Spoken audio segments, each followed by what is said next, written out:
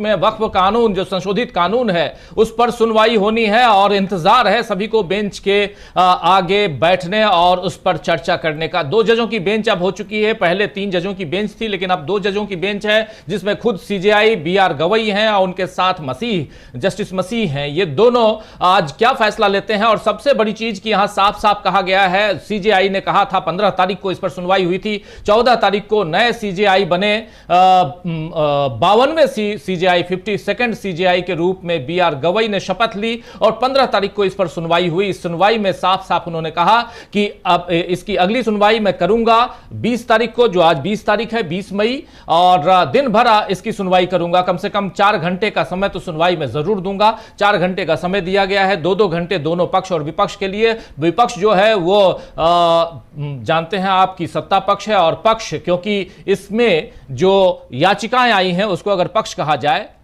इसके खिलाफ वाले या विपक्ष कह लें, तो वो याचिकाएं एक नहीं बल्कि 70 से ज्यादा याचिकाएं हैं। उसके बाद भी बहुत सारी याचिकाएं आई हैं, लेकिन इन सब पे सुनवाई करने के लिए इन सब के जो वकील हैं, उनमें देश के बड़े बड़े वकीलों में से एक अभिषेक मनु सिंघवी, कपिल सिब्बल, राजीव धमन, ऐसे वकील यहां पर मौजूद हैं और उन्होंने इस पर पहले भी चर्चा, सलमान खुर्शीद भी इसमें है। सलमान खुर्शीद के अलावा हुजैफा अहमदी हैं, जो इस 5 वकीलों के नाम जो तय किए गए हैं मुस्लिम पक्ष की तरफ से।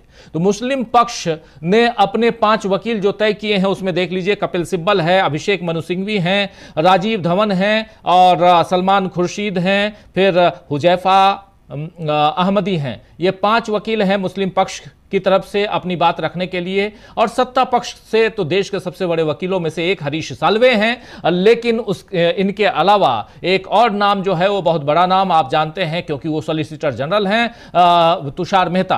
वो अपनी बात रखेंगे। सॉलिसिटर जनरल तुषार मेहता सरकार की बात रखेंगे, अपनी मतलब सरकार की बात रखेंगे। तो एक बहुत ही गहमा गहमी वाला आलम रहने वाला है आज सुप्रीम कोर्ट में, और बेंच के इकट्ठा होने का इंतजार है। और अभी से थोड़ी देर पहले 10:30 बजे से किसी और केस पर सुनवाई हो रही थी, लेकिन उसके बाद अब सुनवाई शुरू होनी है इसी मसले पे। इसका इंतजार है, हम लोग इंतजार करेंगे। जैसे ही सुनवाई शुरू होगी हम आप तक वहां कोर्ट रूम में जो भी चल रहा है, कोर्ट रूम नंबर 1 में जो कुछ चल रहा है उसकी चर्चा करेंगे। हमारे साथ इस चर्चा में शुरू हो गई है अमलेंदु जी, सीधे आप चलेंगे कोर्ट रूम में। वक्फ संशोधन कानून 2025 पर सुनवाई शुरू हो चुकी है कोर्ट में। अब कोर्ट में क्या क्या हो रहा है, पल पल की रिपोर्ट आप तक हम पहुंचाएंगे। वक्फ कानून पर सुनवाई सुप्रीम कोर्ट में शुरू हो गई, और अब वहां सुप्रीम कोर्ट में क्या चीजें चल रही हैं, क्या बातें चल रही हैं, ये हम आप तक पहुंचाएंगे।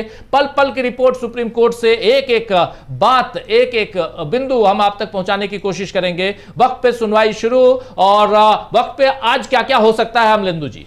हाँ राजीव जी, ये वक्फे आज जो है खासतौर से ये जो सुनवाई है वो हम लोगों ने जैसे पहले भी बताया कि ये 3 बिंदु जो हैं उन पर होगी, इंटरिम राहत पर होगी।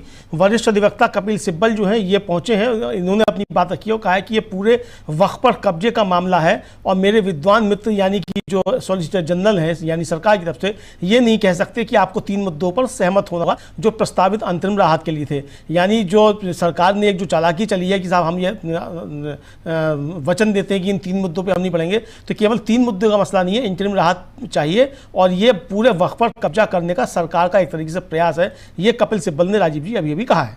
जी जी बिल्कुल बिल्कुल, कपिल सिब्बल ने साफ साफ कहा है कि हम सिर्फ इन 3 मुद्दों पे सीमित नहीं रह सकते। ये बहुत इंपॉर्टेंट है कि हम सिर्फ जिन तीन मुद्दों की जिन 3 बातों की यहां पर का जिक्र हम लोग कर रहे थे अभी से थोड़ी देर पहले, कपिल सिब्बल ने सुनवाई में अपनी बात रखना शुरू कर दी। और कपिल सिब्बल साफ साफ कह रहे हैं कि मामला सिर्फ 3 बिंदुओं का नहीं है, 3 पॉइंट का नहीं है, जिसमें प्रॉपर्टी का मामला हो, वक्फ प्रॉपर्टी का, या बोर्ड में मुस्लिम गैर मुस्लिम का मामला हो, या कलेक्टर का मामला हो। मामला उससे इतर है, यह कानून का मामला, यह कानून ही रद्द होना चाहिए। यही से शुरुआत की है। भूमि पर, यह वक्फ भूमि पर कब्जे के बारे में है, और साफ साफ ये कह रहे हैं कि यह वक्फ की जमीन पर कब्जे का मामला है मिलॉर्ड।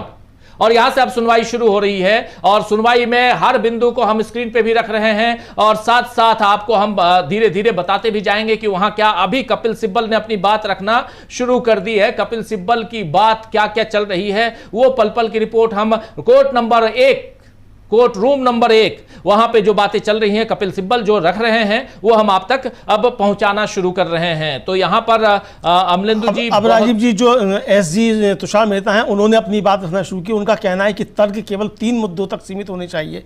जैसा हम लोगों ने कहा कि वो क्या कह सरकार की मंशा क्या है, और पहला ये कि न्यायालयों द्वारा वक्फ के रूप में घोषित संपत्तियों को वक्फ के रूप में विमुक्त नहीं किया जाना चाहिए, चाहे वे वक्फ बाई यूजर हो या विलेख द्वारा वक्फ हो, जबकि न्यायालय मामले की सुनवाई कर रहा है। पहली चीज ये कहा उन्होंने।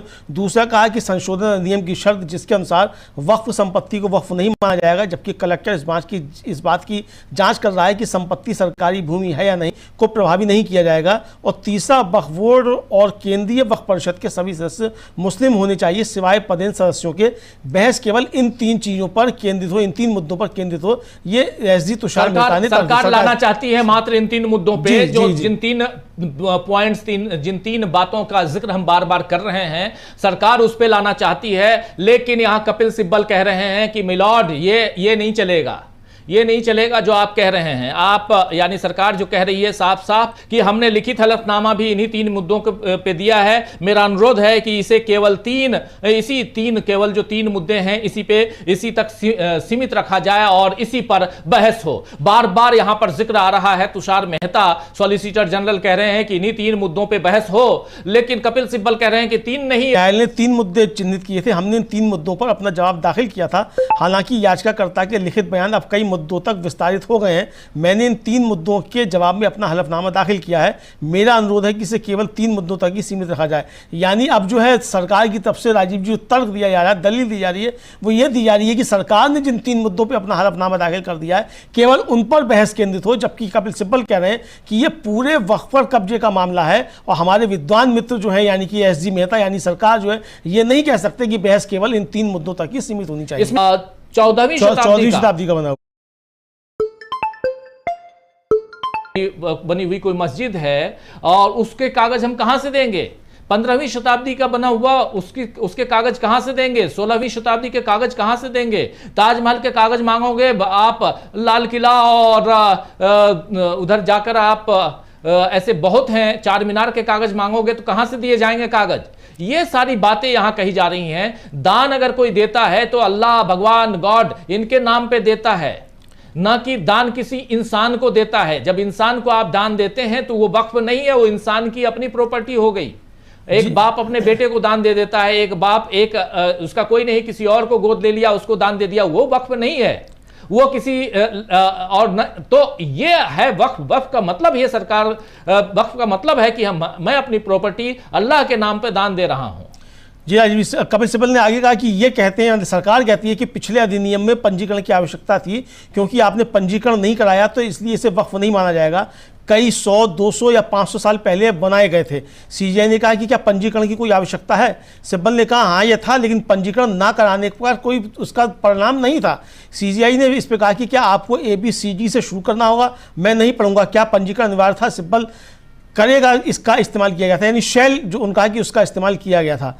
सीजीआई ने कहा केवल इसलिए कि इसमें शेल का इस्तेमाल किया गया ये अनिवार्य नहीं है जब तक कि परिणाम प्रदान ना किए जाएं। सिंपल परिणाम नहीं था कि वक्फ की प्रकृति बदल जाएगी कि इसे वक्फ नहीं माना जाएगा, यानी कि उनका कि हाँ सिब्बल कि इसका कोई ये नहीं था कि इसको नहीं माना जाएगा, उसकी प्रकृति बदल जाएगी, ऐसा नहीं था।